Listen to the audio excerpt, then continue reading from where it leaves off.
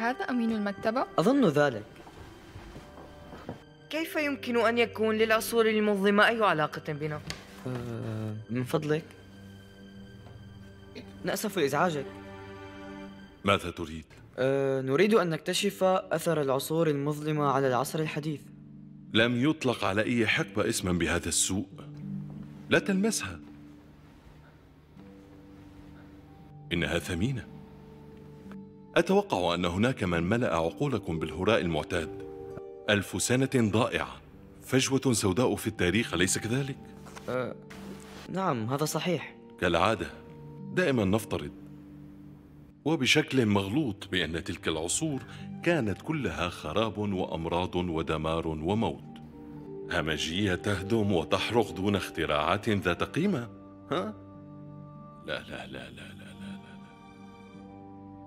اذهبوا بعيدا عني. نأسف لإزعاجك. هيا، الموضوع لا يستحق. الكل يعرف بأن الإغريق والرومان اخترعوا كل شيء. أحقا فعلوا؟ وأنت واثقة من تلك المعلومات، أليس كذلك؟ قد يكون لدي ما يفيدكم. تبدون في مهمة بحثية. أظن أنه يمكنني. اتبعوني. عندي كتاب يناسبكم.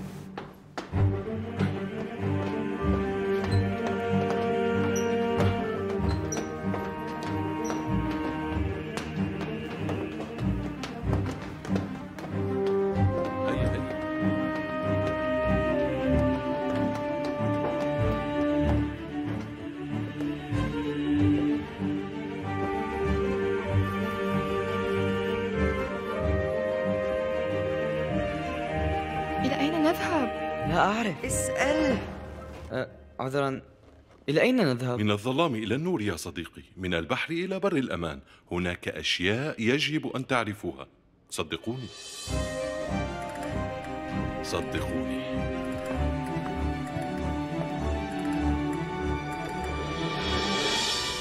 أذكر أني تركته في مكان ما هنا.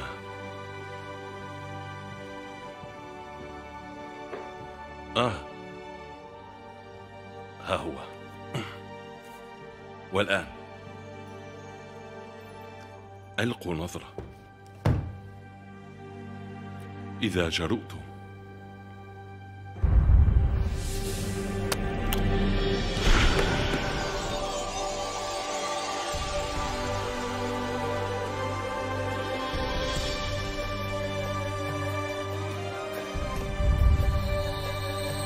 ماذا يحدث؟ أهلا بكم في العصور المظلمة، أو كما يجب أن تعرف العصور الذهبية. من تكون؟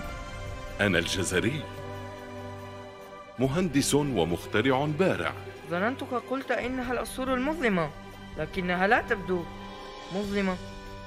لأن ذلك يعتمد على المنظور الذي تأخذه يا صديقي. طبعا هناك أجزاء من العالم لم تكن مظلمة أبدا، ففي حضارة امتدت من إسبانيا إلى الصين ضياء العلم والاكتشاف أشرق على كل شيء. أية حضارة؟ الحضارة الإسلامية يا صديقي. فيها طور علماء من ديانات مختلفة بعض أهم الاكتشافات التي عرفها الإنسان حينها. اكتشافات مبنية على علم من سبقهم، لكنها مرتبطة بعالمك الحديث أكثر مما تتخيل. مثل ماذا؟ كل ما تتصوره. لابد أن أصور هذا. كنت أعلم أنها فكرة جيدة. من تكون؟ اسمحوا لي أن أعرفكم بابن الهيثم، عالم فذ أدت أفكاره إلى اختراع الكاميرا. أنت اخترعت الكاميرا؟ أنا من وضع أسس الكاميرات الحديثة بتفسيري لكيفية عمل أعيننا. لقد وجدت طريقة لإسقاط صورة على سطح آخر من خلال ثقب في غرفة مظلمة. سميت بعدها القمرة المظلمة. فكروا في كل الأشياء التي تطورت من هذا الاكتشاف. الكاميرات، السينما، كلها تعمل بنفس المبدأ. رائع. أنتم في الأسفل، انتبهوا! من هذا؟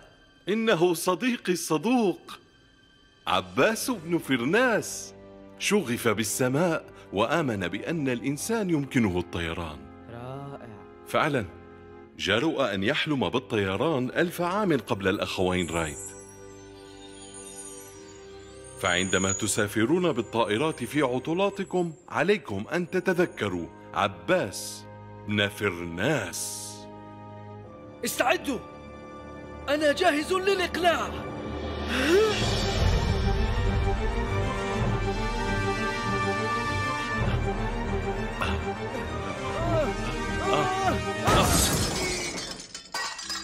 لقد نسي شيئا مهما، الذيل مفيد عند الهبوط. ظهري، هل من طبيب هنا؟ هل طلبني أحد؟ صديقي العزيز، هلا قدمت نفسك لضيوفنا الشبان؟ اسمي أبو القاسم الزهراوي، العديد يلقبونني بأبي الجراحة. أفعلا أجريتم عمليات جراحية وقتها؟ أكيد بالطبع. في الواقع العديد من الأدوات الجراحية التي اخترعتها ما زالت تستخدم في مستشفياتكم. بعد إذنكم، هناك مريض بحاجة إليه. المشرط! أعتقد أني سأحتاج لبعض القطب. في هذه الحالة سأستخدم أحشاء الحيوانات. أحشاء حيوانات؟ خيوط من أحشاء الحيوانات مثالية في خياطة الجروح الداخلية. ما زال جراحكم يستخدمونها إلى الآن. عذرا، يجب أن أذهب.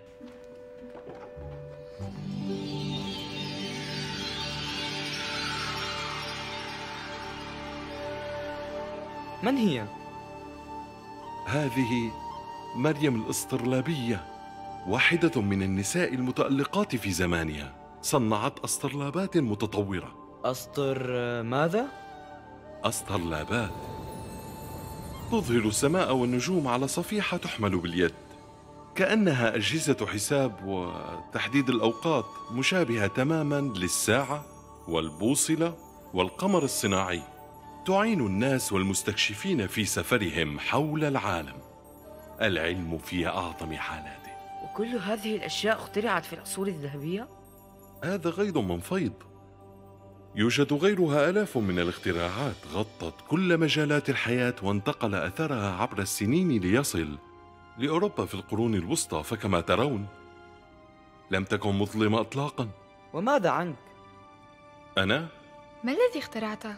لا أريد أن أبدو مغرورا، ولكني قمت بتطويرات رائدة في مجال الهندسة. أعتقد أن أكثر اكتشافاتي أهمية هو تحويل الحركة الدائرية إلى مستقيمة باستخدام ذراع التدوير وعصا الوصل، جزء أساسي في المحركات والمضخات.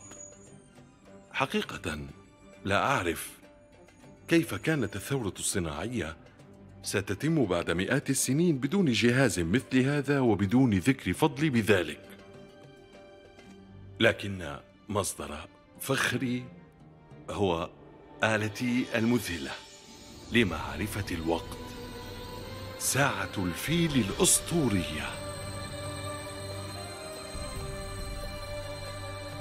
هذه ساعة؟ نعم، عشرات من المكونات جمعت من حضارات عدة حول العالم: الهندية، الإغريقية، العربية، المصرية، والصينية.